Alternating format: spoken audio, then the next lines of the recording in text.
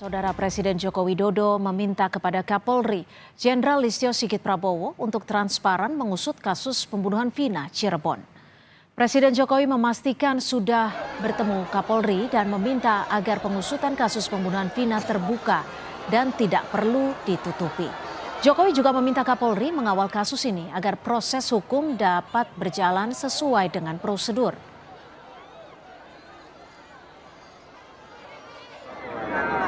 Saya sudah menyampaikan agar kasus itu betul-betul dikawal dan transparan terbuka semuanya. Tidak ada yang perlu ditutup-tutupi. Kalau ada, ya.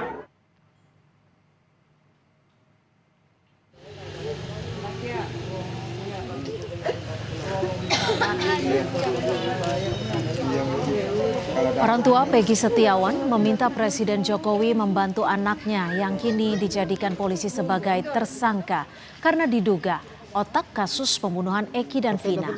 Orang tua kandung Peggy yakin bahwa anaknya tidak terlibat aksi pembunuhan sadis Eki dan Vina 8 tahun lalu karena sedang berada di Bandung, Jawa Barat.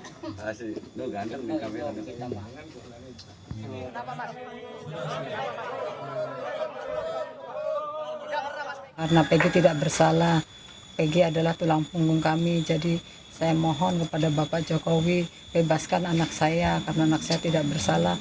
Saya orang tidak punya, tidak mengerti apa-apa dan tidak ngerti apa-apa, udah gitu aja. Apa yang Ibu bisa yakinkan kepada Pak Jokowi bahwa Peggy tidak bersalah? Ya karena waktu itu juga Peggy tidak ada di tempat, waktu itu Peggy tidak ada di Cirebon, Peggy sedang kerja di Bandung, gitu aja. Presiden Joko Widodo sudah meminta Kapolri agar mengusut kasus pembunuhan Vina dan Eki di Cirebon, Jawa Barat harus dikawal dan transparan. Apakah instruksi Presiden Joko Widodo bisa mendorong kasus hukum ini terbuka secara benar setelah kemarin polisi menghilangkan 2 orang DPO di kasus Vina? Kita bahas bersama Guru Besar Fakultas Hukum Universitas Sudirman, Hipnu Nugroho. Prof. Hipnu, selamat sore. Terima kasih sudah bergabung bersama kami. Iya, selamat sore, Mbak. Prof, ini kan sudah menjadi catatan dan disoroti RI1. Apakah dengan hal ini Kapolri bisa bekerja lebih cepat dan transparan untuk menangani kasus Vina? Ya, kita apresiasi ya, karena Presiden itu sebagai atasan langsung Kapolri. Satu. Kedua, Polri dalam konstitusi kita itu adalah sebagai pelindung, pengayom, penegak hukum. Dengan demikian, kalau sampai pada pengungkapan kasus Vina tidak, tugas sebagai pengayom, pelindung, penegak hukum gagal. Ini yang saya kira menjadi reputasi Polri ke depan. Karena kalau kita ingat kemarin, Mbak, reputasi Polri trust hasil survei itu agak turun terus.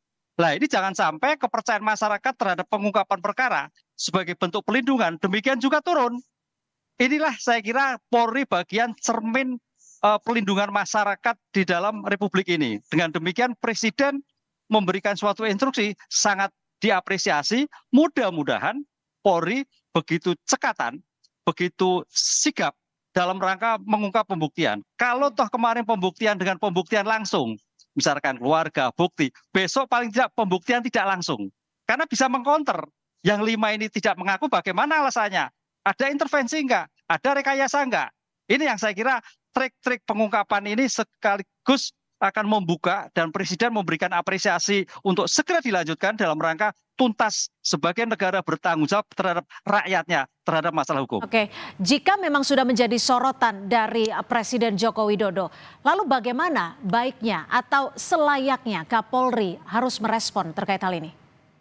Ya, sebagai bawahan Presiden dan sebagai lembaga yang bertanggung jawab keamanan negara RI di dalam negeri, harus cepat tanggap bahwa pengungkapan perkara itu jelas, kan gitu.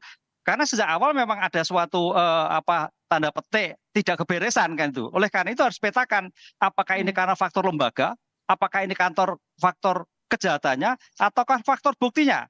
Itu harus dipetakan, Mbak. Dan dipetakan ini akan menjadikan suatu temuan yang besar, temuan yang bagus, bisa dipertanggungjawabkan masyarakat. Sehingga jangan sampai 5 menjadi 1, 11 menjadi 8, 3 menjadi 1. Ini tidak bisa dipercaya. Ini taruhan negara, juga taruhan Presiden sebagai atasan Presiden, sebagai kepala negara. Prof, jika Anda menyebut tidak bisa dipercaya, karena kalau kita dahulu juga ditangani oleh Polda Jawa Barat, apakah baiknya kasus ini ditangani oleh Barreskrim? Kalau ini sudah menjadi atensi presiden, mau tidak mau Barreskrim turun. Ini tadinya tidak skup bisa ditangani oleh Polda, tapi ternyata sampai detik ini kan simpang siur untuk menentukan tersangka. Ada bahkan malah melakukan suatu penolakan, tidak bukti. Ya mau tidak mau Barreskrim. Kenapa Barreskrim? Barreskrim mempunyai sarana prasarana yang luar biasa, deteksi yang luar biasa, data yang biasa, SDM yang luar biasa. Artinya membackup. Karena apa? Kenapa ini Barreskrim? Karena ini taruhan negara dalam rangka Polri pengungkapan suatu peristiwa pidana. Oke, Prof. Ibnu, kalau banyak pihak yang menilai ada kejanggalan khususnya terkait dengan 2 DPO yang dihilangkan, kapan kasus ini harus diambil atau diambil alih oleh Barreskrim?